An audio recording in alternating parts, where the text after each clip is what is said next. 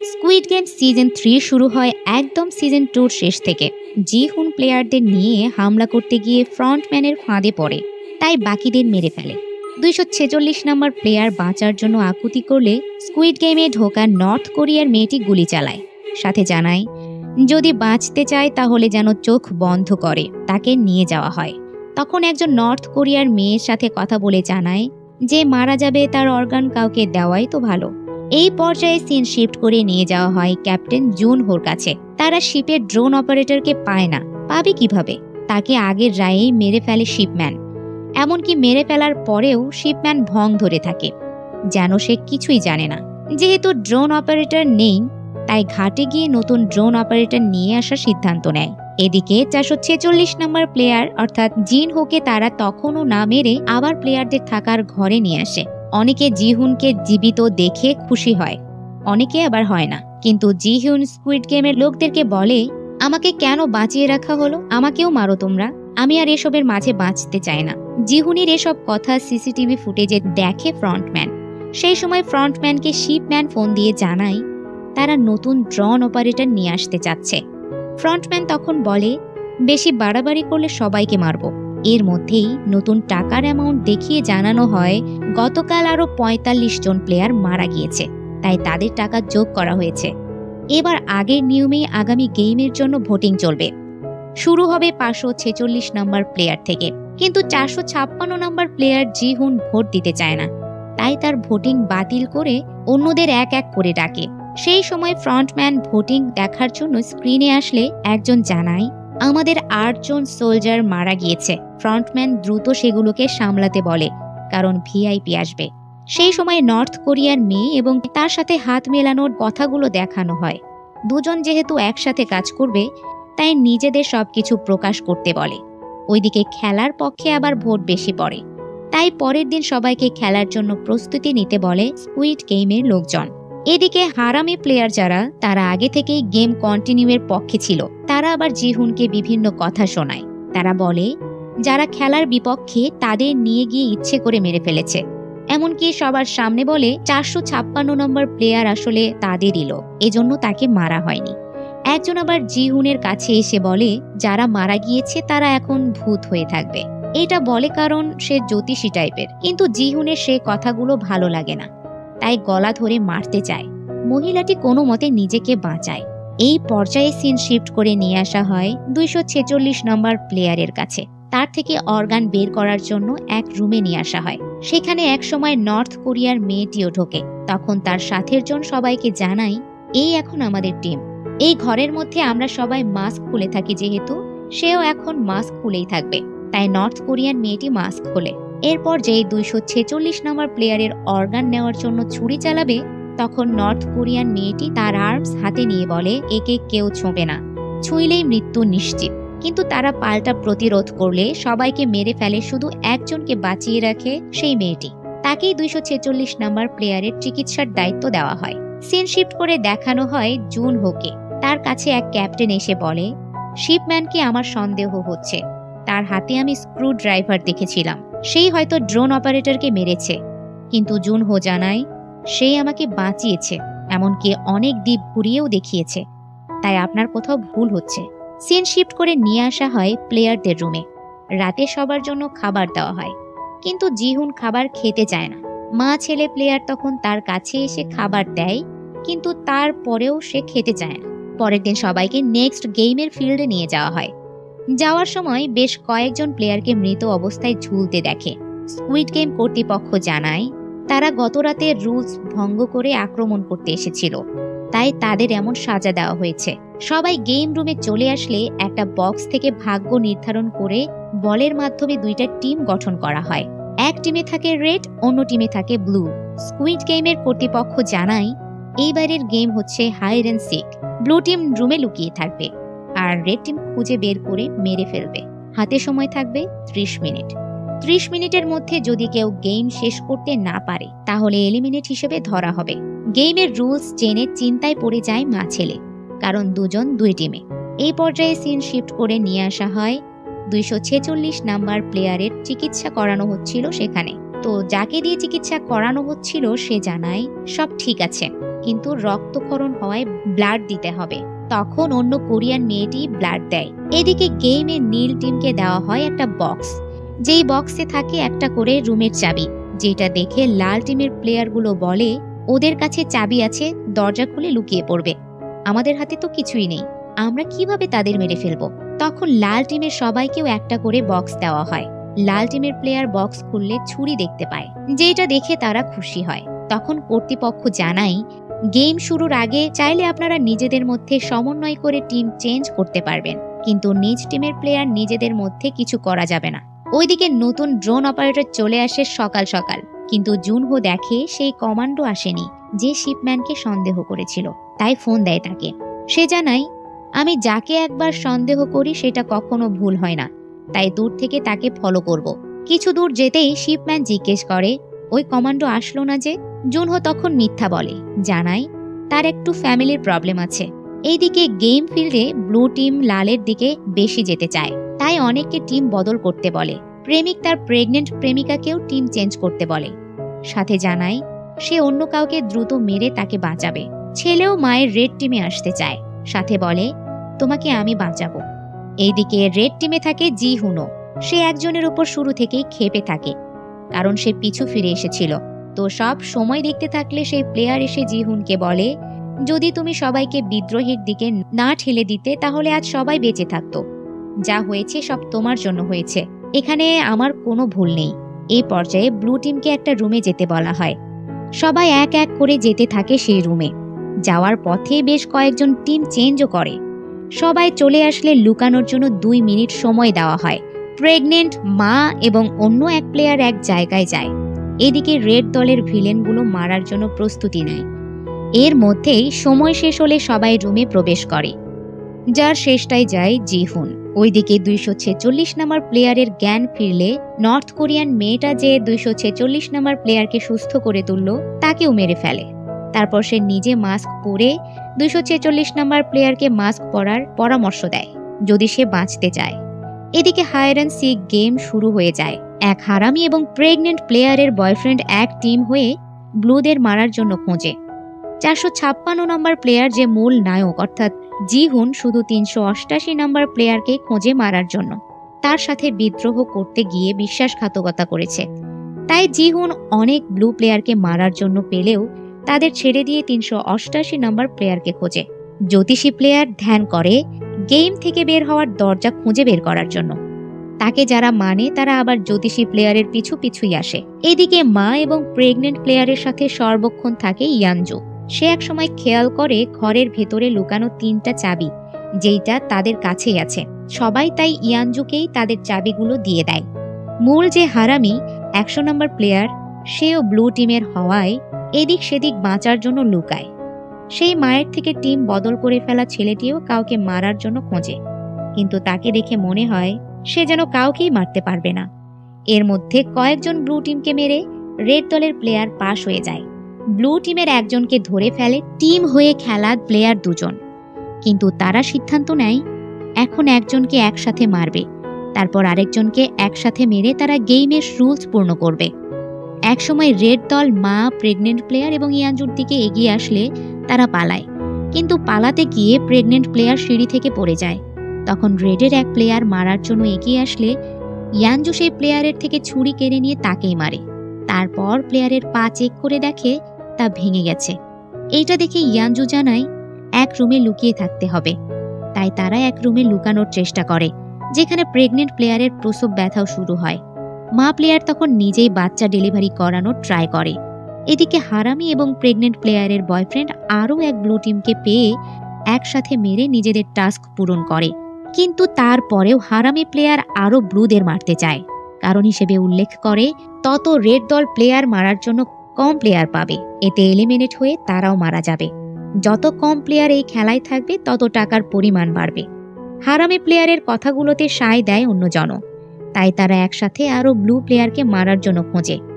এদিকে জিহুন 388 নম্বর প্লেয়ারকে খুঁজতে খুঁজতে দেখতে পায়, তারপর তার পিছু নেয়, যা দেখে 388 নম্বর প্লেয়ারও ছোটে। একসময় জিহুন তাকে ধরে ফেলে, কিন্তু যেই মারতে যাবে তখন দেখে সেটা অন্যজন, তাই তাকেও ছেড়ে দেয়। সেই সময় ৩৮৮ নাম্বার প্লেয়ারও পালিয়ে চলে যায়। এর মধ্যেই জ্যোতিষী প্লেয়ারটা তার দলবল নিয়ে এক রুমে ঢুকলে ওই দুইজন তাদের এসে মারে। তখন অন্যান্য সবাই মারা গেলেও জ্যোতিষীটা পালাতে থাকে। ওইদিকে মা প্লেয়ারটা খুব সুন্দরভাবে ডেলিভারি করাতে সক্ষম হয়, জন্ম দেয় এক ফুটফুটে মেয়ে বাচ্চা। ওই পাশে ১০০ নম্বর প্লেয়ার যে মূল হারামি, তার দিকে আসতে থাকে অন্য হারামি এবং সদ্য বাচ্চা জন্ম দেওয়া মেয়েটির বয়ফ্রেন্ড। সেই সময় হারামির মুখে রক্ত মেখে মিথ্যা মরার ভান করে, আর সেই যাত্রায় সে বেঁচে যায়। এর মধ্যেই জ্যোতিষী প্লেয়ারটা পালাতে পালাতে গেম থেকে বের হওয়ার দরজা খুঁজে পায়, কিন্তু দেখে দরজা খুলতে ৩টি চাবিরই দরকার পড়বে, তার কাছে আছে একটা। তাই আরো ২টা চাবি খুঁজতে বের হয়। বের হওয়ার সময় চিহ্ন করে রাখে। সেই সময় সদ্য বাচ্চা জন্ম দেওয়া প্লেয়ারের রুমে ঢুকে পড়ে এক রেড।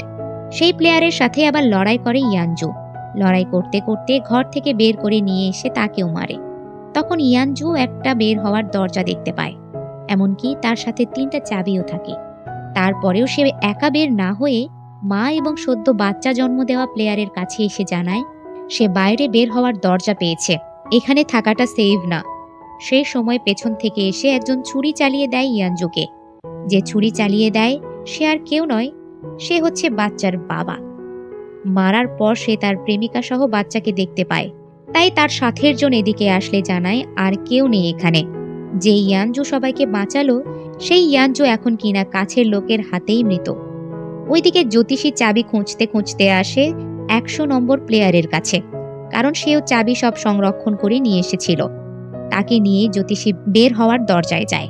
হারামি প্লেয়ার তার কাছে থাকা ৩ চাবি দিয়ে দরজা খুলে ফেলে, কিন্তু সে বাইরে বের হয়ে এক চাবি দিয়ে দরজা লাগিয়ে দেয়।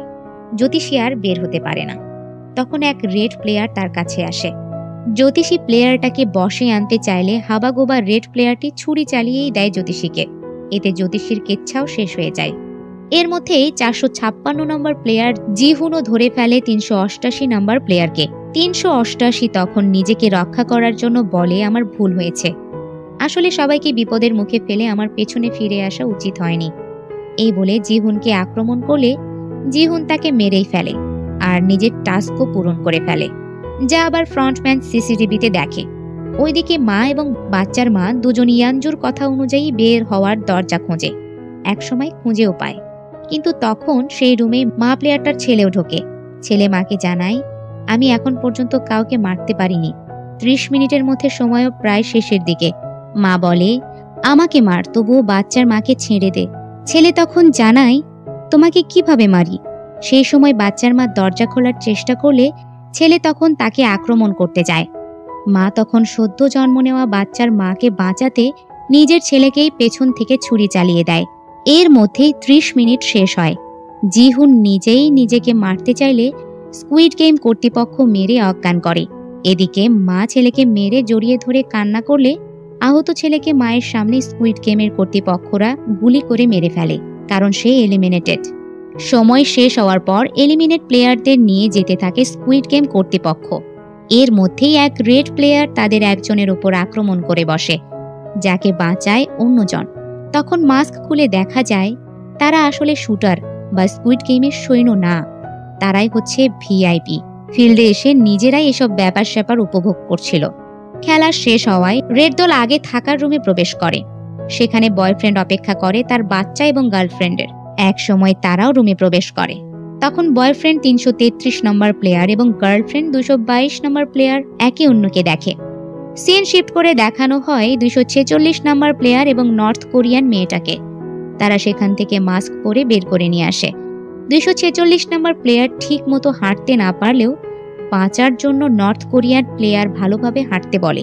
এদিকে প্লেয়ারদের রুমে স্কুইড গেম কর্তৃপক্ষ এসে জানায় ৪র্থ নম্বর গেমে ৩৫ জন মারা গিয়েছে। তাদের টাকা অ্যাড করে লাস্ট ২৫ জনকে নিয়ে নেক্সট গেমের ভোটিং শুরু করে, যা ভেতরের রুম থেকে ভিআইপি সহ দেখে ফ্রন্টম্যান। ভিআইপিরা জানায় এত টাকার পর তারা আর গেম কন্টিনিউ করবে না, তাই মেরে ফেলা দরকার। ফ্রন্টম্যান বলে রুলসের বাইরে কিছুই করা যাবে না, আর অনেকেই টাকার লোভে গেম কন্টিনিউ করবে, কারণ টাকার লোভ সব থেকে বড় লোভ। ভোটিং শুরু হয়। প্রথম ভোট গেমের কন্টিনিউসের পক্ষে আসে। অবাক করা বিষয়, দ্বিতীয় ভিলেন প্লেয়ারটা ভোট দেয় গেম না কন্টিনিউ করার দিকে।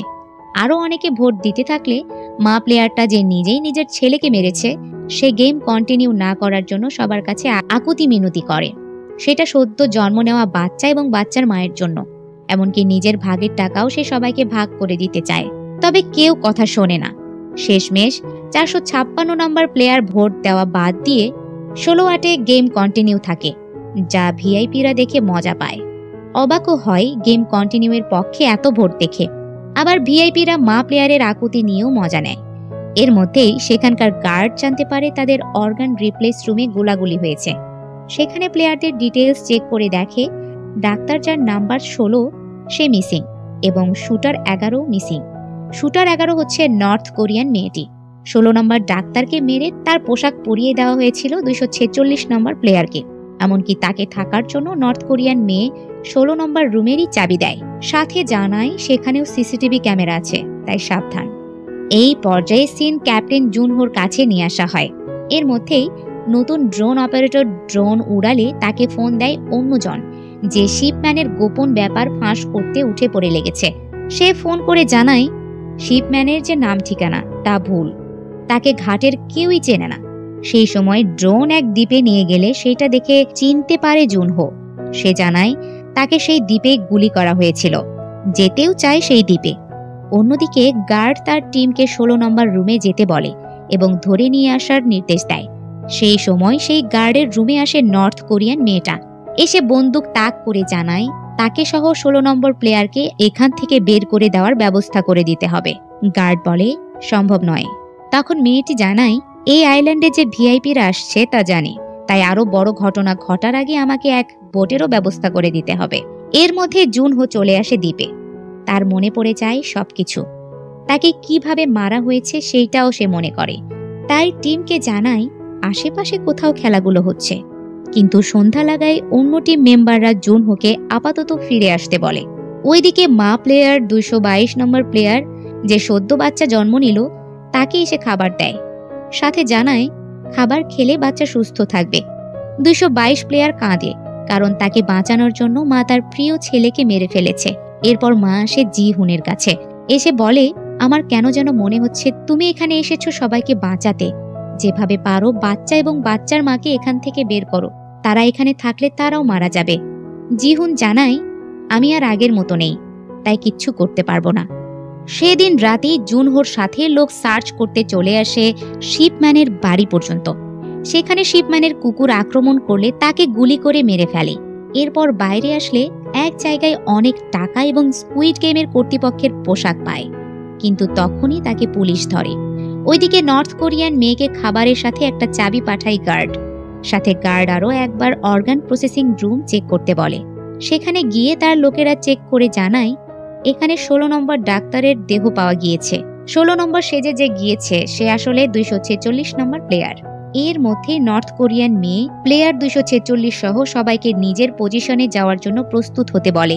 সকাল সকাল প্লেয়ারদের রুমে স্কুইড কর্তৃপক্ষ নিয়ে আসে একটা কফিন। সেইটা দেখে সবাই চমকে ওঠে।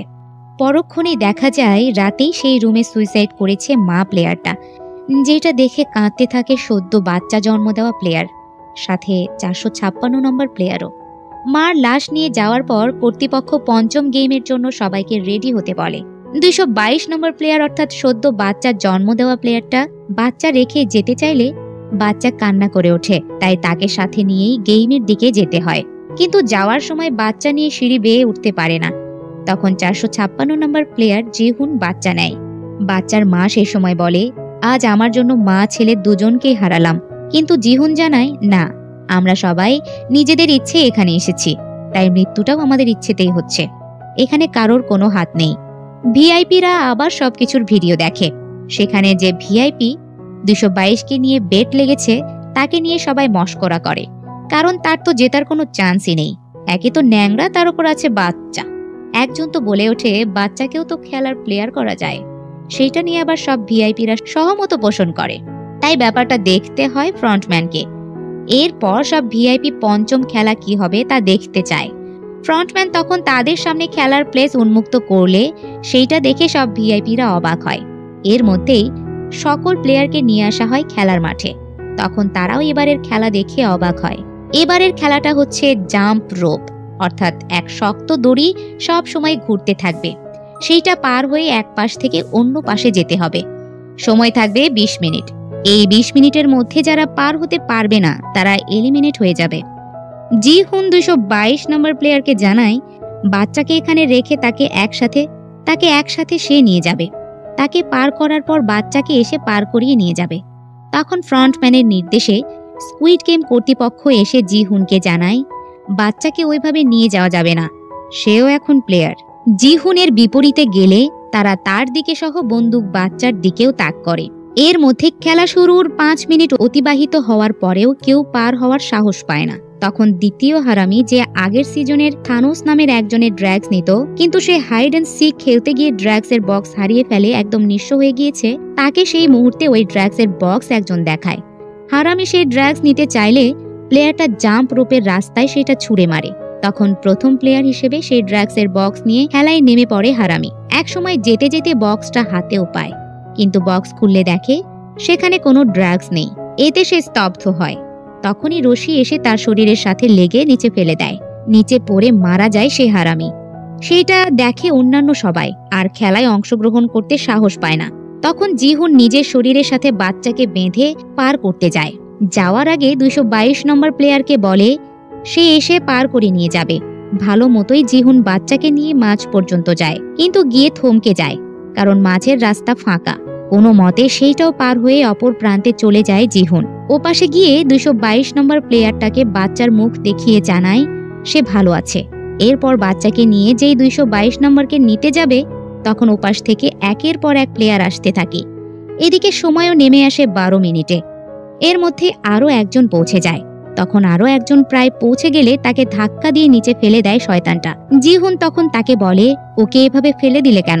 শয়তান প্লেয়ার জানায় এইটাই তো খেলা, যত প্লেয়ার কম হবে তত নেক্সট গেম কম প্লেয়ার পাওয়া যাবে। আর সে একের পর এক সবাইকে ফেলে দেয়। এতে 456 নম্বর প্লেয়ার জিহুন বাধা দিলেও 96 নম্বর জানায় সবাই মারা গেলেই তো আমাদের লাভ, কেউ থাকবে না আর গেম কন্টিনিউ হবে না, সব টাকা আমরা পাবো। 96 প্লেয়ারের এসব কথা শুনে কেউ আর ওই পাশে যেতে চায় না।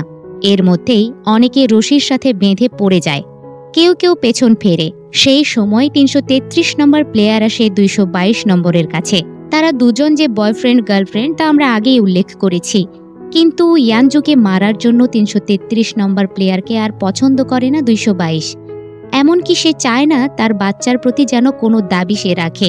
333 নম্বর প্লেয়ার তখন জানায় আমি জানতাম না তখন যে ওইটা কে ছিল, আমি শুধু তোমাকেই খুঁজছিলাম। এর মধ্যেই হঠাৎ এমনটা ঘটে গিয়েছে, তাই ভুলের মাসুল হিসেবে আমি তোমাকে এই গেম পার করে দিতে চাই। 222 নম্বর প্লেয়ার বলে লাগবে না। সাথে আরও জানায় আর কখনো আমার এবং আমার বাচ্চার কাছে আসবে না, বাচ্চার সবকিছু শুধু আমি। 222 এসব কথা বলতে থাকলে ওইদিকে 96 নম্বর প্লেয়ারের কাছে এসে জিহুন বলে চাইলে তো আমিও তোকে ধাক্কা দিয়ে ফেলে দিতে পারি, তাই দূরে চলে যা, না হলে তোকেই ফেলে দেব। এই কথা শুনে 96 নম্বর প্লেয়ার দূরে চলে যায়। তখন জিহুন সবাইকে গেম শেষ করতে সাহায্য করে। একসময় 222 নম্বর প্লেয়ারকে ছাড়াই 333 নম্বর প্লেয়ার জাম্প রোপ শুরু করে দেয়। এদিকে 96 নম্বর প্লেয়ার আক্রমণ করে বসে জিহুনকে, ফেলে দিতে চায় সেখান থেকে। তখন আত্মরক্ষায় জিহুন নিজেই ফেলে দেয় 96 নম্বরকে। সেই সাথে আরও এক দুষ্টু প্লেয়ারের সমাপ্তি ঘটে। মূলত সবাই খারাপ, তা না হলে কি এত টাকা পাবার পরেও গেম কন্টিনিউ করে? এর মধ্যেই সবাই পার হয়ে আসলে শুধু থেকে যায় 222 নম্বর প্লেয়ার। তখন হাতেও সময় থাকে 1 মিনিট। জিহুন 222 নম্বর প্লেয়ারকে নিয়ে আসতে চাইলে 222 নম্বর প্লেয়ার ওপাশ থেকে জানায় শুধু শুধু এসে নিজেকে আর বিপদে ফেলবেন না, কথা দিয়েছেন আমার বাচ্চাকে রক্ষা করবেন, সেইটাই করুন। এই কথাতে জিহুন আর নিতে যায় না। 222 নম্বর প্লেয়ারও তখন স্বেচ্ছায় লাফ দিয়ে নিজেকে শেষ করে। এতে জিহুন বেশ কষ্ট পায়। কিছুটা কষ্ট 333 নম্বর প্লেয়ারের চোখে মুখেও দেখা যায়। এই পর্যায়ে সিন শিফট করে দেখানো হয় স্কুইড গেম কর্তৃপক্ষের 11 এবং 16 নম্বর প্লেয়ার, অর্থাৎ নর্থ কোরিয়ান মেয়ে এবং 246 নম্বর প্লেয়ারকে। তাদের স্কুইড গেম থেকে বের করে দেওয়া হলেও গার্ড কমান্ড ঠিকই তাদের পেছনে লোক লাগায়। এর মধ্যেই থানাতে দেখানো হয় জুনহোর সাথের লোক সনকে, যাকে শিপম্যানের বাড়ি থেকে পুলিশ ধরেছিল। সন বারবার পুলিশকে বোঝানোর চেষ্টা করে ওই শিপম্যান আসলে সাধারণ কেউ নয়, সে বড় গ্যাংয়ের মেম্বার, যারা দ্বীপের মধ্যে মাস্ক পরে বাচ্চাদের গেম খেলে মানুষ মারে। সেই পোশাক তার বাড়িতে, আবার অনেক টাকাও সে লুকিয়ে রেখেছে। তাই প্রমাণ হয় সে আসলেই ওই গ্যাংয়ের সদস্য। কিন্তু পুলিশ বিশ্বাস করে না, কারণ সন গেম সম্পর্কে স্পষ্ট তথ্য দিতে পারে না। তখন দেখানো হয় জুন হোকে। সে শিপম্যানকে নিয়ে পরবর্তী কোন দ্বীপে খুঁজতে যাবে সেইটার ম্যাপ নিয়ে সবাইকে ডিটেলস বলে। ভালো তথ্যের জন্য শিপম্যানের সাহায্যও নেয়। শিপম্যান 2টা দ্বীপে ক্রস মেরে বলে এই দিকে প্রবল স্রোত, এইদিকে তারা থাকবে না, অন্য দ্বীপ খুঁজলেই পাওয়া যাবে। তখন সিন শিফট করে আবার নিয়ে আসা হয় থানাতে। সন এবার তার লয়ারকে ফোন করবে বলে তার ফোন চায়, কিন্তু পুলিশ টেলিফোন থেকে কথা বলতে বলে। এর মধ্যেই থানা থেকে ফোন করা হয় শিপম্যানকে, কারণ তার বাড়িতে হামলা হয়েছে। শিপম্যান বুঝতে পারে কে করেছে এসব, তাই পুলিশের সাথে কথা শেষ করে সে তার টিমকে নির্দেশ দেয় অন্য বোটে সবাইকে মারার। এর মধ্যেই সনও চিৎকার করে তার ফোন চায় পুলিশের কাছে। পুলিশ ফোন বের করলে সেটা নিয়ে দৌড়ে সন ফোন করে জুন হোকে, জানায় শিপম্যান আসলে তাদের লোক, তার বাড়িতে টাকা, মাস্ক, পোশাক পাওয়া গিয়েছে। ততক্ষণে শিপের সবাইকে মারতে ব্যস্ত হয়ে পড়ে শিপম্যান, যা দেখে জুন হো। তাই সে একটা অস্ত্র নিয়ে আহত করে শিপম্যানকে। তারপর জিজ্ঞেস করে আমাকে বাঁচিয়েছিলেন কেন? শিপম্যান জানায় আমি শুধু অর্ডার ফলো করেছিলাম, তারা আমাকে নির্দেশ দিয়েছিল বাঁচানোর, তাই বাঁচিয়েছি। জুন হো এবার আইল্যান্ড কোথায় আছে তা জানতে চায়। শিপম্যান জানায় আইল্যান্ড কোথায় আছে তা তুমি জানতে পারলেও কিচ্ছু করতে পারবে না, কারণ তারা অনেক স্ট্রং। এসব কথা বলতে বলতেই মারা যায় শিপম্যান। জুন হো তখন ঠিক করে শিপম্যান যে দ্বীপগুলো ক্রস করেছে সেগুলোতে আগে যাবে। ওইদিকে পঞ্চম গেম শেষ হলে সবাই প্লেয়ার রুমে চলে আসে। তখন ভিআইপিরা বাচ্চাকে নিয়ে হট্টগোল শুরু করে। কেউ কেউ বলে বাচ্চার মা মারা যাওয়ার সাথে সাথে তাকেও এলিমিনেট করা উচিত ছিল। অনেকে আবার জানায় সে মায়ের রিপ্লেসে এসেছে, তাই তাকে প্লেয়ার হিসেবেই খেলানো হোক। দুই পক্ষের মধ্যে এরকম দ্বিধাদ্বন্দ্ব চলতে থাকলে তারা ফ্রন্টম্যানের ওপর ছেড়ে দেয়। ফ্রন্টম্যান তখন জানায় সে 222 নম্বর প্লেয়ার হয়ে এখন খেলবে, সেরকম সিস্টেম করা আছে। প্লেয়ার রুমে তখন বাকি প্লেয়ারগুলো কত টাকা পাবে সেটার হিসাব করতে থাকলে চলে আসে স্কুইড গেমের কর্তৃপক্ষ।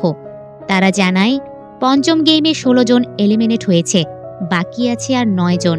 এদিকে অন্য প্লেয়ারগুলো 9 জন নিয়ে দ্বিমত করে। স্কুইড গেম প্লেয়ার বাচ্চাকে সহ গুণে 9 জন উপস্থাপন করলে অন্যরা তা মানতে চায় না। অনেকেই বলে মা মারা যাওয়ার সাথে সাথে তো বাচ্চাও এলিমিনেট হয়ে গিয়েছে, তাহলে তাকে আবার গেমে নিয়ে আসা হলো কেন? কয়েকজন মিলে তখন বাচ্চাকেও মারতেও যায়। তখন স্কুইড গেম কর্তৃপক্ষ গুলি চালায় আর জানায় এখান থেকে প্লেয়ার রুমে এক প্লেয়ার অন্য প্লেয়ারের গায়ে হাত দিতে পারবে না, যদি দেয় তাহলে তাকেই এলিমিনেট করা হবে। এরপর তারা লাস্ট গেমের ভোটিং এর জন্য সবাইকে নতুন পোশাক দেয়। এদিকে ভিআইপিরা সবাই বলে এত টাকা পেয়ে তো আর সবাই নেক্সট গেম খেলতে চাইবে না। ফ্রন্টম্যান জানায় সেইভাবেই গেম প্ল্যান করা আছে, তারা নেক্সট খেলবে, সাথে ইন্টারেস্টিং ব্যাপারও অপেক্ষা করছে।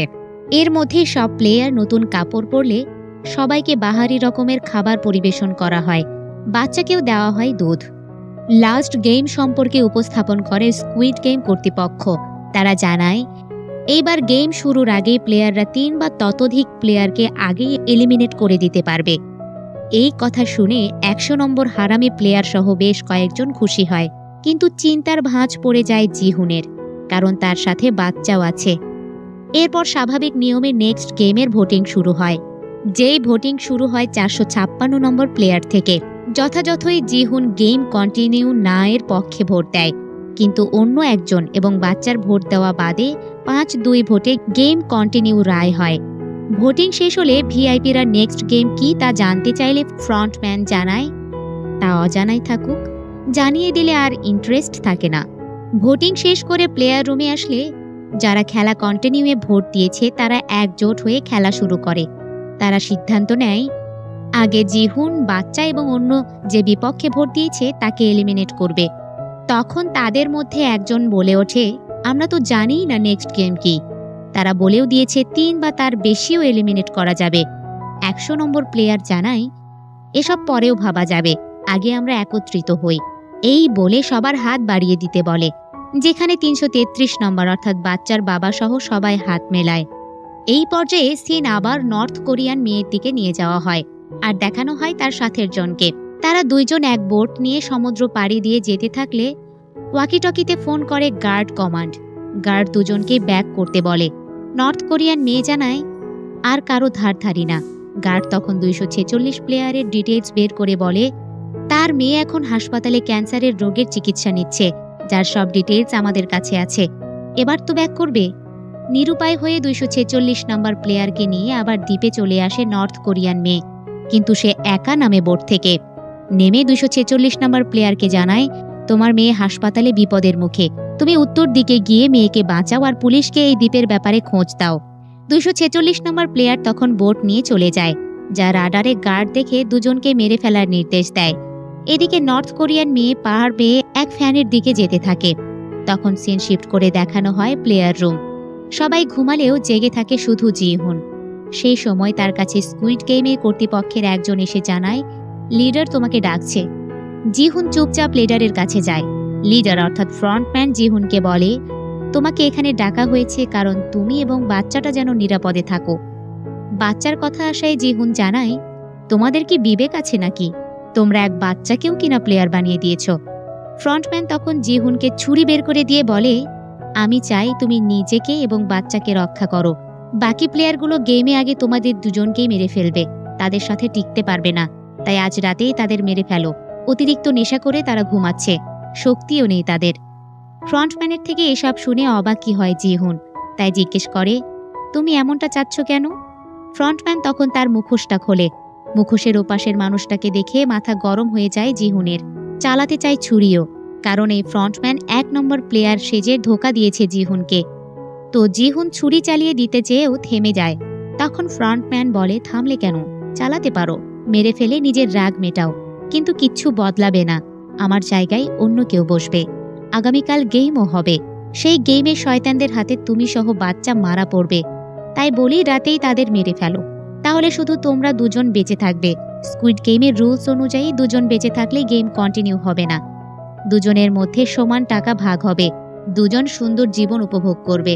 ফ্রন্টম্যানের কাছে এসব শুনে কোনো জবাব না দিয়ে চলে যেতে থাকে জিহুন। তখন জিহুনকে থামিয়ে ফ্রন্টম্যান বলে তাহলে কি এখনো মনুষ্যত্ব নিয়ে ভাবছ? সেইটারও জবাব না দিয়ে চলে যায় জিহুন।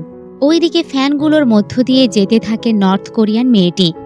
এদিকে ফ্রন্টম্যানের কাছ থেকে প্লেয়ার রুমে এসে বাচ্চার মুখের দিকে তাকিয়ে অন্য প্লেয়ারদের মারতে যায় জিহুন, যেটা ক্যামেরায় দেখে ফ্রন্টম্যান। তখন ফ্ল্যাশব্যাকে গিয়ে ফ্রন্টম্যানের ঘটনা দেখানো হয়। বর্তমান ফ্রন্টম্যানও এখানে প্লেয়ার হয়ে এসেছিল, তাকেও প্লেয়ারদের মারার জন্য দেওয়া হয়েছিল ছুরি। ফ্রন্টম্যান সব প্লেয়ারদের সেই ছুরি দিয়ে মারলেও এদিকে জিহুন কাউকেই মারতে পারে না, কারণ সে সবার ভালো চায়। এই পর্যায়ে জুনহোকে দেখানো হয়। জুনহো আইল্যান্ড খুঁজতে থাকলে ফ্রন্টম্যান রেডিও সিগন্যালের মাধ্যমে ফোন দেয় জুনহোকে, ফোন দিয়ে চলে যেতে বলে, কিন্তু জুনহো চলে যেতে চায় না। ফ্রন্টম্যান তাই জানায় এবার তোমাকেও মরতে হবে। জুনহো বলে তাহলে আগেরবার কেন বাঁচালে? ফ্রন্টম্যান চুপ হয়ে যায়। ওইদিকে সুড়ঙ্গ দিয়ে নর্থ কোরিয়ান মেয়েটি চলে আসে গার্ড কমান্ডারের রুমে। একসময় কমান্ডারকেও বন্দি করে ফেলে সে। গার্ড তখন জিজ্ঞেস করে তুমি আসলে কি চাও যে 246 নম্বর প্লেয়ারের জন্য জীবন বাজি রেখে আবার এখানে এসেছো? নর্থ কোরিয়ান মেয়েটি 246 নম্বর প্লেয়ারের সমস্ত ফাইল ডিলিট করতে বলে। গার্ড বন্দুকের নলের ডগায় সেটা করেও, কিন্তু এরপর জানায় আরও এক কপি আছে, যেটা হচ্ছে হার্ড কপি। এই কপি একদম টপ ফ্লোরের লিডারের কাছে থাকে। তুমি সেখানে যেতে না পারলেও আমি যেতে পারবো। তাই নর্থ কোরিয়ান মেয়েটা গার্ডের মাস্কের সাহায্যে লিফটে করে উপরে ওঠে। এদিকে সবাইকে লাস্ট গেমের জন্য প্রস্তুত হতে বলা হয়। সবাই প্রস্তুতি নিয়ে একটা লিফটে ওঠে। সেই লিফট তাদেরকে নিয়ে আসে একদম টপ ফ্লোরে। সেখানে দেখা যায় স্কুইড গেমের 3 সিম্বল, একটা চারকোনা, অন্যটি ত্রিভুজাকৃতির, আরেকটা হচ্ছে গোল। এবারের গেমের নাম জানানো হয় স্কাই স্কুইড গেম। যেই গেম হবে 3 রাউন্ডে। প্রতিটি রাউন্ডে নির্দিষ্ট সময়ের মধ্যে 3 সিম্বল থেকে মিনিমাম একজনকে নিচে ফেলে দিতে হবে। নির্দিষ্ট সময়ের মধ্যে কাউকে না ফেলে দিলে সবগুলো এলিমিনেট হয়ে যাবে। এই গেমের রুলস জানানো হলে ভিআইপিরা তা শুনে নিজেদের মধ্যে বলে আমরা তো জানি কোন 3 জন এলিমিনেট হতে যাচ্ছে, শুধু এখন গেমটা দেখা বাকি। ওইদিকে ওই 2 জন টপ ফ্লোরে আসতে থাকলে লিফটের মধ্যেই লড়াইয়ে জড়িয়ে পড়ে। লড়াইয়ে কেউ কাউকে ছেড়ে কথা বলে না। একসময় গার্ডের কাছ থেকে ছুরির আঘাত খেয়ে আহত হয়ে পড়ে নর্থ কোরিয়ান মেয়েটি। সেই সময় গার্ডের কাছে গেম চালু করার ফোন আসে। মূলত সেই স্কুইড গেমের দিকটা দেখে।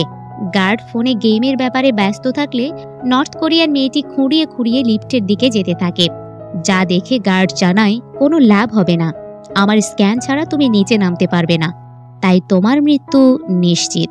কিন্তু পরক্ষণে দেখা যায় নর্থ কোরিয়ান মেয়েটা আসলে লিফট বেয়ে নিচে নামতে চায়নি। লিফটে লড়াই করতে গিয়ে তার বন্দুক পড়ে গিয়েছিল, সেইটা নিতেই সে লিফটের দিকে অগ্রসর হচ্ছিল। তা গার্ড বুঝতে পেরে থামাতে যায়, কিন্তু পরক্ষণে গুলি চালিয়ে গার্ডকে মেরে ফেলে নর্থ কোরিয়ান মেয়েটি। ওইদিকে গেম ফ্লোরে সবাই চারকোনা সিম্বলে উপস্থিত হয়, অপেক্ষা করে গেম শুরু হওয়ার। কর্তৃপক্ষ জানায় তোমরা নিজেরাই এবার গেম স্টার্ট করবে, তোমাদের সিম্বলে লাল বাটন আসবে, এর মধ্যেই লাল বাটন আসলে গেম স্টার্ট হয়। সময় দেওয়া হয় 15 মিনিট। জিহুন বাচ্চাকে নিয়ে এক কোণায় দাঁড়ায়। অন্য একজন যে গেম না কন্টিনিউয়ে ভোট দিয়েছিল সে এক কোণায় ছন্ন ছাড়া হয়ে থাকে, কারণ থানোসের ড্রাগস তাকেও গ্রাস করেছে। সেই ড্রাগস আবার তার কাছে নেইও। সে এক সময় সেখানে থানোসকে কল্পনায় ভাবে আর তাকে মারতেও চায়। তার প্লেয়ার নাম্বার হচ্ছে 125। এদিকে বাকি 6 জন আগে থেকেই টিম, তারা নিজেদের মধ্যে বলাবলি করে এই রাউন্ডে 222 নম্বরের বাচ্চাটাকে এলিমিনেট করা হোক। 100 নম্বর হারামি প্লেয়ারটা জানায় এভাবে না, আমরা ভোটিং করব এবং শুনবো কেমনে সেই প্লেয়ারকে মারা হবে। তো একজনকে দিয়ে শুরু করা হয় ভোট। সে জানায় 222 নম্বরকে। কারণ হিসেবে বলে তার মা তো মারা গিয়েছে, সে একা বেঁচে থেকে কি করবে, কার কাছেই বা বড় হবে, তাই তাকেই মারা হোক। সবাই বাচ্চাটাকে ফেলে দেওয়ার সিদ্ধান্তে অটুট থাকলে 333 নম্বর প্লেয়ার না করে। এই 333 নম্বর প্লেয়ারটির বাচ্চা হচ্ছে 222, তাই সে মাইন্ড গেম খেলে। সে জানায় বাচ্চাটাকে 456 নম্বর প্লেয়ার জড়িয়ে ধরে আছে, তাই বাচ্চাকে ফেলে দেওয়া সহজ হবে না। আবার যদি দুজনকে একসাথে ফেলতে যাই তাহলে পরবর্তী রাউন্ডগুলোতে আমাদের মধ্যে কাউকে এলিমিনেট হতে হবে, তাই বলি এই রাউন্ডে তারা বাদ থাক, আমরা অন্য জনকে এলিমিনেট করি। সে এমনিতেও ড্রাগস না পাওয়ায় টালমাটাল। 333 নম্বর প্লেয়ারের এসব কথা পছন্দ হয় সবার, তাই তারা ভোটের মাধ্যমে 125 নম্বর প্লেয়ারকেই ফেলে দেওয়ার সিদ্ধান্ত নেয়। কিন্তু এরপরেও সমস্যা লেগে যায়, কে আসলে ধাক্কাটা মারবে। ধাক্কা মারতে গিয়ে যদি সেও কেল্লাফতে হয়ে যায়, সেই ভয়ে কেউ ধাক্কা দেওয়ার সাহসও করতে পারে না। তখন 333 নম্বর প্লেয়ার সিম্বলের মাঝে থাকা পাইপটা তুলে ফেলে সামনে এসে বলে আমি ধাক্কা দিচ্ছি। 333 নম্বর প্লেয়ার পাইপ দিয়ে 125 নম্বর প্লেয়ারের দিকে গেলে 125 নম্বর প্লেয়ার ড্রাগসের প্রভাবে নিজের গার্লফ্রেন্ডকে সামনে দেখে, সেও কিনা স্কুইড গেম খেলতে এসে মারা গিয়েছে। গার্লফ্রেন্ডকে কল্পনায় দেখতে থাকলে 333 নম্বর প্লেয়ার পাইপের ধাক্কা দিয়ে নিচে ফেলে দেয় 125 নম্বরকে। এতে 125 নম্বর প্লেয়ার নিচে পড়ে গিয়ে মারা যায়। এর মধ্যে সম্পূর্ণ হয় প্রথম টাস্ক। সময়ও হয়ে যায় শেষ। ওইদিকে গার্ডকে মারার পর নর্থ কোরিয়ান মেয়েটি সব জায়গায় হার্ড কপি খুঁজতে থাকে। এক সময় হার্ড কপি পেয়েও যায় সে। তখন দেখানো হয় 246 নম্বর প্লেয়ারকে। সেই স্পিড বোট নিয়ে যেতে থাকলে আক্রমণ করে স্কুইড গেমের ভলেন্টিয়াররা। দুই পক্ষের মধ্যে চলে গোলাগুলি। এক সময় 256 নম্বর প্লেয়ারের বুলেট শেষ হয়ে যায়, তাই সে প্রায় মারা যাবেই। তখন জুনহো তার বোট থেকে গুলি করে স্কুইড গেমের ভলেন্টিয়ারদের মেরে ফেলে। এদিকে একটা সেতু দিয়ে সবাই চলে আসে ত্রিভুজ আকৃতির সিম্বলে। সবাই এবার ঠিক করে বাচ্চাটাকে মারবে, কিন্তু বাচ্চাটাকে তো 456 নম্বর প্লেয়ারের কাছ থেকে কৌশলে ছিনিয়ে নিতে হবে। আবার একসাথে দুজনকে ফেলে দিলেও সমস্যা, তাই 100 নম্বর প্লেয়ার গেমটা একটু দেরি করে চালু করতে বলে, যাতে তারা 456 নম্বর প্লেয়ারকে বোঝাতে পারে। কিন্তু জিহুন নাছোড় বান্দা, বাচ্চাকে জীবনেও সে ছাড়বে না, তাই একজন গেম চালু করে দেয়, যেটা নিয়ে টেনশনে পড়ে 100 নম্বর প্লেয়ারটা। তারপর সবাই মিলে একটা প্ল্যান করে, তাই তারা ঠিক করে নিজেদের কাপড় বেঁধে একজন যাবে বাচ্চাকে নিতে। কে সামনে থাকবে সেটাও তারা ঠিক করে গেমের মাধ্যমে। সবকিছু ওকে হলে কাপড় বেঁধে একজন চলে আসে জিহুনের দিকে। পাশে পাইপ নিয়ে দাঁড়িয়ে থাকে 333 নম্বর প্লেয়ার। তো যে সামনে থাকে সে এসে জিহুনকে বলে, বাচ্চা আমাকে দাও, তার বাপ মা কেউ নেই, শুধু শুধু তার জন্য নিজের জীবন কেন দেবে। তখন উল্টো জিহুন জানায়, আমি যদি এখন বাচ্চাকে নিয়ে এলিমিনেট হই তাহলে নেক্সট রাউন্ডে তুমি নিজেই টার্গেট হতে পারো, কারণ সবাই এখানে শত্রু। জিহুন খেলা ঘুরিয়ে দিতে থাকলে 100 নম্বর প্লেয়ার আরও একটা মাস্টার প্ল্যান করে। সে জানায়, আমাদের সবার জন্য একটা সাদা কাপড় নিয়েছি, সেই সাদা কাপড়ের মধ্যে যার ভাগ্যে সবচেয়ে ছোট কাপড় পরবে সে এই রাউন্ডে এলিমিনেট হবে, আমি তুমি সবাই পরব। জিহুন জানায় এসব চলবে না। তখন সামনে থাকা প্লেয়ার রেগে গিয়ে জিহুনের থেকে বাচ্চা ছিনিয়ে নেওয়ার চেষ্টা করে। জিহুন তখন পকেট থেকে ছুরিটা বের করে কাপড়টা কেটে দেয়, তাই সামনে থাকা প্লেয়ার জিহুনের একদম মুখোমুখি হয়। তখন 333 নম্বর প্লেয়ারটা পাইপ দিয়ে জিহুনকে মারার বদলে ওই সামনের প্লেয়ারটাকেই পাইপ দিয়ে ধাক্কা দিয়ে ফেলে দেয়, যা দেখে অবাক হয় টিমের অন্য প্লেয়াররা। 333 নম্বর জিহুনকে জানায়, আমি আপনার সাথেই আছি। এমনকি সে সবার সামনে বলে, এই বাচ্চাটা আমার। জিহুন বিশ্বাস করতে চায় না। 333 নম্বর প্লেয়ার জানায়, আমি আর ওর মা একসাথে এখান থেকে বের হতে চেয়েছিলাম, কিন্তু তাকে তো আমি হারিয়েই ফেললাম। 333 নম্বর প্লেয়ার এই কথাগুলো বললে জিহুনের মনে পড়ে যায় আগের গেমে দুজন একসাথে যে এই কথাগুলো বলেছিল। এদিকে দুজন একসাথে হলে বাকিরা 4 জন হয়ে যায়। আবার তারা টেনশনেও পড়ে যায়, কারণ তাদের একজনের হাতে ছুরি আছে, একজনের হাতে আছে পাইপ। এজন্য 100 নম্বর প্লেয়ার সহ বাকি 2 জন স্ট্রং প্লেয়ার নিজেদের মধ্যে সলা পরামর্শ করে তাদের টিমে থাকা দুর্বল প্লেয়ারকে মারতে থাকে। একসময় মারতে মারতে পাও ভেঙে ফেলে, জানায়, এখন তাকে দুর্বল করেছি, কারণ এই রাউন্ডে তো আমরা টাস্ক পূরণ করছি, শুধু শুধু কেন নিজেদের মধ্যে ঝামেলা করব? নেক্সট রাউন্ডে তাকে মেরে আমরা টাকা ভাগ করে নেব। এই বলে আরো মারতে থাকলে বাধা দেয় জিহুন। মারতে না দিলে 100 নম্বর প্লেয়ার জিজ্ঞেস করে, আসলে চাওটা কি তুমি? জিহুন জানায়, ঠিক আছে, আমরা ওই কাপড় গেমটাই খেলবো, শুধু বাচ্চা এই গেমের বাইরে থাকবে। এই কথা শুনে 100 নম্বর প্লেয়ারের সাথে দুজনের মাথা গরম হয়ে যায়। দুজন দুজনের সাথে লড়াই শুরু করে। সেই লড়াইয়ে 333 নম্বর প্লেয়ার আগে একজনকে ফেলে দিয়ে এলিমিনেট করে। জিহুনও লড়াইয়ে একজনকে ছুরি চালিয়ে মেরে ফেলে। শুধু রয়ে যায় 100 নম্বর প্লেয়ার, এবং যাকে মারা হয়েছিল সে। একসময় 100 নম্বর প্লেয়ারকেও পাইপ দিয়ে ধাক্কা মেরে ফেলে দেয় 333। সেই সময় আহত প্লেয়ারটাও নিচ থেকে লাফ দিয়ে নিজেই নিজেকে মেরে ফেলে। রয়ে যায় জিহুন, 333 নম্বর প্লেয়ার এবং বাচ্চা। কি হবে তবে নেক্সট রাউন্ডে? বাচ্চার জন্য কে স্যাক্রিফাইস করবে, নাকি বাচ্চাকে এলিমিনেট করে দুজন টাকা ভাগ করে নেবে? কি মনে হচ্ছে আপনাদের? এই পর্যায়ে আবার জুনহোকে দেখানো হয়। সে 246 নম্বর প্লেয়ারটাকেও স্কুইড গেমের লোকজন মনে করে, কিন্তু 256 নম্বর জানায় সে তাদের কেউ নয়। তাই জুনহো মেশিন দিয়ে চেক করলে 246 নম্বর প্লেয়ার শো করে। তখন জুনহো বুঝতে পারে সে একজন ভুক্তভোগী। তারপর কোস্ট গার্ডকে ইনফর্ম করে 246 নম্বর প্লেয়ারের থেকে স্কুইড গেমের দ্বীপ দেখে নিয়ে সেখানে একা যেতে থাকে জুনহো। এদিকে দ্বিতীয় রাউন্ড শেষ হলে 333 নম্বর প্লেয়ার বাচ্চার খোঁজ নেয়। জিহুন জানায়, ঠিকই আছে। দ্বিতীয় রাউন্ড শেষ হওয়ার পরবর্তী রাউন্ডে যাওয়ার জন্য ব্রিজটা ওপেন করে দেওয়া হয়। ব্রিজটা ওপেন হলে ত্রিভুজ থেকে লাস্ট রাউন্ডের জন্য গোল সিম্বলে যেতে বলা হয়। 333 নম্বর প্লেয়ার পাইপটা নিয়েই আগে চলে যায়। জিহুন বাচ্চাকে ভালো মতো বেঁধে যেতে চাইলে পাইপ দিয়ে ব্রিজের উপরে বাধা দেয় 333 নম্বর প্লেয়ার। সে বাচ্চাকে দিয়ে দিতে বলে, সাথে 456 নম্বর প্লেয়ারকে ওই ত্রিভুজ সিম্বলেই থাকতে বলে। এর মধ্যেই ব্রিজ ক্লোজ হওয়ার জন্য টাইম বেঁধে দেওয়া হয়। নির্দিষ্ট 5 মিনিটের মধ্যে ব্রিজ অটোমেটিক বন্ধ হয়ে যাবে। স্ক্রিনের সামনে এসব দেখে ভিআইপিরা মজা নেয়। ওইদিকে নর্থ কোরিয়ান মেয়েটা রুমে থাকা সবগুলো হার্ড ফাইলে আগুন লাগিয়ে দেয়। সেই সময় ফ্রন্টম্যানের কাছে একজন এসে বলে, কিছু একটা আমাদের দ্বীপের দিকে আসছে। যেটা আসছে সেটা আসলে কোস্ট গার্ডের জাহাজ। ওইদিকে 456 নম্বর বোঝায়, যদি আমি ওই পাশে থাকি তাহলে নেক্সট গেম তোমার আর বাচ্চার মাঝে হবে। তখন তুমি কি তোমার বাচ্চাকেই ফেলে দেবে? তাও শুনতে চায় না 333 নম্বর। সে শুধু বাচ্চাকেই চায়। এর মধ্যে নর্থ কোরিয়ান মেয়েটা পুরো ফাইল পোড়াতে থাকলে নিজের ফাইলটা দেখে। সে ফাইল ওপেন করলে বাচ্চা সহ হাজবেন্ডকে দেখে সে ইমোশনাল হয়। বাচ্চার জন্যই সে নর্থ কোরিয়া থেকে সাউথ কোরিয়া এসেছে, যা আমরা দ্বিতীয় সিজনের শুরুর দিকে দেখেছিলাম। একজন ডিটেকটিভকে সে অনেকগুলো টাকা দিয়েছিল মেয়েটাকে খুঁজে বের করার জন্য। তো সব পুড়িয়ে ফ্যামিলি ফটোটা শুধু নেয় সে। এর মধ্যে জুনহো চলে আসে দ্বীপে। ওইদিকে জিহুন জানায়, আমি গেমে আছি। এরকম ব্রিজের মাঝখানে থাকলে বাচ্চা সহ দুজনেই মারা পড়ব। আমি গেমে আসলে নিজেই নিজেকে এলিমিনেট করব। এটা শুনে 333 নম্বর প্লেয়ার জিজ্ঞেস করে, কেন? 456 নম্বর জানায়, সে বাচ্চার মাকে ওয়াদা করেছে, যেভাবেই হোক বাচ্চাকে সে সেভ করবে। এইটা শুনে 333 নম্বর রেগে যায়। সে তার মৃত প্রেমিকাকে জুড়িয়ে জিহুনকে অনেক খারাপ কথা বলে, যা শুনে আবার রেগে যায় 456 নম্বর। কিন্তু 333 নম্বর আবার বাচ্চাটাকে রেখে ওই পাশে চলে যেতে বলে। আস্তে আস্তে সময় শেষের দিকেও চলে আসে। জিহুন বাচ্চা নিচ থেকে ব্রিজের উপর রাখতে বাধ্য হয়, আর শেষমেশ পিছুও হটে। তখন 333 নম্বর পাইপ দিয়ে বাচ্চাকে তুলে তার কাছে নিয়ে আসে।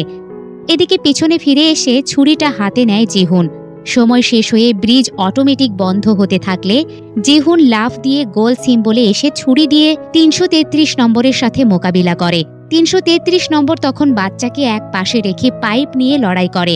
সেই সময় লাল বাটন চলে আসে খেলা স্টার্ট করানোর জন্য, কিন্তু তারা খেলা স্টার্ট না করেই মারামারিতে লিপ্ত হয়। এক সময় ৩৩৩ নম্বর প্লেয়ার বাচ্চাকে নিচে ফেলে দেওয়ার হুমকি দেয়, সাথে জিহুনের ছুরি ফেলে দিয়ে নিজেই নিজেকে এলিমিনেট করতে বলে। জিহুন ছুরি তো ফেলে দেয়, কিন্তু নিজেকে এলিমিনেট না করে ৩৩৩ নম্বর থেকে বাচ্চা ছিনিয়ে নেওয়ার চেষ্টা করে। তখন বাচ্চা মাঠে থাকলেও দুজন মাঠ থেকে পড়ে যাওয়ার উপক্রম হয়। জিহুন এক রড ধরে ঝুলে থাকে, আর জিহুনের পা ধরে ৩৩৩ নম্বর প্লেয়ার। একসময় কাপড় ধরে নিজেকে আটকানোর চেষ্টা করে ৩৩৩ নম্বর, কিন্তু কাপড়ও একসময় ছিঁড়ে যায়। কাপড় ছিঁড়ে গেলে ৩৩৩ নম্বরও সাথে সাথে নিচে পড়ে মারা যায়। এরপর জিহুন আবার মাঠে ফিরলে ভিআইপিরা উল্লাস করে, কারণ গেম এখনও শেষ হয়নি। থেকে যায় শুধু জিহুন এবং বাচ্চাটা। জিহুন তখন বুঝতে পারে গেম সে স্টার্টই করেনি, কিন্তু তার চোখে মুখে একটু আফসোসের দেখা মেলে না। তাই সে গেম স্টার্ট করে বাচ্চাকে কোলে নিয়ে ভিআইপিদের দিকে তাকায়। তখন ভিআইপিরা বলে ওঠে, তাহলে ইতিহাসে প্রথমবার পর পর একজন দুবার চ্যাম্পিয়ন হতে যাচ্ছে। ওইদিকে সব ডকুমেন্ট পোড়ানোর পর নর্থ কোরিয়ান মেয়েটা সুইসাইড করতে চাইলে স্ক্রিনে বাচ্চার আওয়াজ পায়। এক সময় ৪৫৬ নম্বর প্লেয়ারকে সে বাচ্চা হাতেও লক্ষ্য করে, তাই সুইসাইড থেকে সে ফিরে আসে। জুনহো দ্বীপের সুড়ঙ্গ দিয়ে উপরের দিকে উঠতে থাকে। এর মধ্যে চলে আসে অন্তিম মুহূর্ত। জিহুন বাচ্চাকে এক পাশে রেখে ভিআইপি ফ্রন্টম্যানের সামনে বলে, আমি জানোয়ার না, আমি মানুষ। এই বলে নিচ থেকে লাফ দিয়ে নিজেকে এলিমিনেট করে জিহুন। যা দেখে স্তব্ধ হয় সব ভিআইপিরা। মাথা নিচু করে ফ্রন্টম্যানও। সেই সাথে গেমও ওভার হয়। তখন ফ্রন্টম্যানকে এসে একজন জানায়, তারা আমাদের দ্বীপ চিনে ফেলেছে। ফ্রন্টম্যান তাই ডিটেনেটর চালু করতে বলে, আর সবাইকে এই দ্বীপ ছাড়তে বলে। ডিটেনেটর পুরো দ্বীপ জুড়ে লাগানো আছে, যা ধ্বংস করতে টাইম লাগে ৩০ মিনিট। যা উপরের দিকে উঠতে থাকলে জুনহো দেখে একসময় স্ক্রিন এসে বাচ্চাকেও এক গেমের মাঠে দেখতে পায়। সেই স্ক্রিনে গুলি করে সে সামনে এগিয়ে যেতে থাকে। সামনে এগিয়ে গেলে ফ্রন্টম্যানকেও সে দেখে, আর সেই ফ্রন্টম্যান অন্য কেউ নয়, তার ভাই ইনহো। সেইটা সে আগে থেকেই জানে, কারণ তার ভাই তাকে গুলি করেছিল প্রথম সিজনে। তাই জুনহো বড় ভাইকে গুলি করতে চাইলেও গুলি করতে পারে না। তখন ফ্রন্টম্যান গেমের মাঠ থেকে বাচ্চাকে নিয়ে আবার লিফটের মাধ্যমে নিচে নেমে যায়। ওইদিকে সবার সাথে নর্থ কোরিয়ান মেয়েটিও শিপে ওঠে। সব ভিআইপিদের গাড়ি সেই শিপে উঠলে শিপ ছেড়ে দেওয়া হয়। জুনহো দ্বীপ থেকে দূরে চলে আসে। এর মধ্যেই ৩০ মিনিট হয়ে গেলে জিহুনের লাশ সহ পুরো স্কুইড গেমের সকল কিছু একসাথে ব্লাস্ট হয়। পরবর্তীতে আমরা জিহুনের টাকাগুলো কাউকে নিয়ে আসতে দেখি। এরপরের ঘটনা ৬ মাস পর। নর্থ কোরিয়ান মেয়ে যে পার্কে কাজ করছিল সেখানে সে আসে। তারপর পার্কে একজন আর্টিস্ট যে ছবি অঙ্কন করে তার থেকে নর্থ কোরিয়ান মেয়েটা তাদের লাস্ট ফ্যামিলি ফটোটা অঙ্কন করে নেয়। সেই সময় আর্টিস্টের মেয়েকেও চকলেটও দেয় নর্থ কোরিয়ান মেয়েটা। এর মধ্যেই ডিটেকটিভ ফোন দেয় তাকে, জানায় তার মেয়ের মতো দেখতে একই রকম একজনকে চায়নাতে দেখা গিয়েছে। তাই ফ্যামিলির অঙ্কন করা ছবি না নিয়েই এয়ারপোর্টের দিকে যায় নর্থ কোরিয়ান মেয়েটি। ওইদিকে ৬ মাস পর জেল থেকে ছাড়া পায় জুনহোর সাথে কাজ করা সনো। জুনহো তাকে জেল থেকে পিক আপ করে। দুজন সেখানে বেশ কিছু কথাও বলে। রাতে জুনহো বাড়ি ফিরলে ঘরে সেই বাচ্চাটাকে দেখতে পায়। সাথে এক গিফটও দেখে সে। গিফট খুলে দেখতে পায় এক ডেবিট কার্ড। কার্ডটা ব্যাংকে নিয়ে এসে পাসওয়ার্ড 0222 দিলে সে ৪৫.৬ বিলিয়ন টাকা সেই অ্যাকাউন্টে দেখতে পায়। যা দেখে অবাক হয় জুনহো। ওইদিকে নর্থ কোরিয়ান মেয়েটা এয়ারপোর্টে আসলে ডিটেকটিভ আবার ফোন দিয়ে জিজ্ঞেস করে, তাহলে কি আপনি চায়নাতেই যাচ্ছেন? নর্থ কোরিয়ান মেয়েটি জানায়, না গিয়ে কি আর উপায় আছে। এই পর্যায়ে আমেরিকার লাস্ট ভেগাস শহর দেখানো হয়। ফ্রন্টম্যান গাড়ি নিয়ে একটা বাড়িতে আসে। বাড়িতে নক করলে জেনি নামে এক মেয়ে দরজা খোলে। জেনিটা কে তা নিশ্চয়ই বুঝতে পারছেন। হ্যাঁ, জেনি হচ্ছে জিহুনের মেয়ে। ফ্রন্টম্যান জেনিকে এক বক্স দিতে চাইলে নিতে চায় না সে জানায়, আমি জানি তুমি বাবার বন্ধু, বাবা এসব পাঠিয়েছে তাই না? এসব আমার লাগবে না, এতদিন যখন আসেনি তাই বাবা আমার কাছে এখন মৃত। এই বলে ভেতরের দিকে যেতে থাকলে ফ্রন্টম্যান জানায়, তোমার বাবা মৃত। এই কথা শুনে বক্সটা নেয় জেনি। বক্সটা খুললে বাবার ৪৫৬ নম্বর স্কুইড গেমের ড্রেস এবং একটা গিফট দেখতে পায়। গিফটটা খুললে সেও একটা ডেবিট কার্ড পায়। তাই আবার ফ্রন্টম্যানের কাছে ফিরে আসলে ততক্ষণে ফ্রন্টম্যান গাড়ি নিয়ে সেখান থেকে চলে যায়। এর মধ্যেই একটা ট্রাফিক সিগন্যালে পড়লে গাড়ি থামায় ফ্রন্টম্যান। সেখানে সে এক গলিতে এক সেলসম্যানকে দেখতে পায়। সেই সেলসম্যান আমেরিকার কারো সাথে স্কুইড গেমে অংশগ্রহণের গেমটা খেলছে। সেই সেলসম্যানও একসময় ফ্রন্টম্যানকে দেখে হাসে, কিন্তু ফ্রন্টম্যান কোনো জবাব না দিয়ে চলে যায়। সেই সাথে শেষ হয় স্কুইড গেম সিজন 3।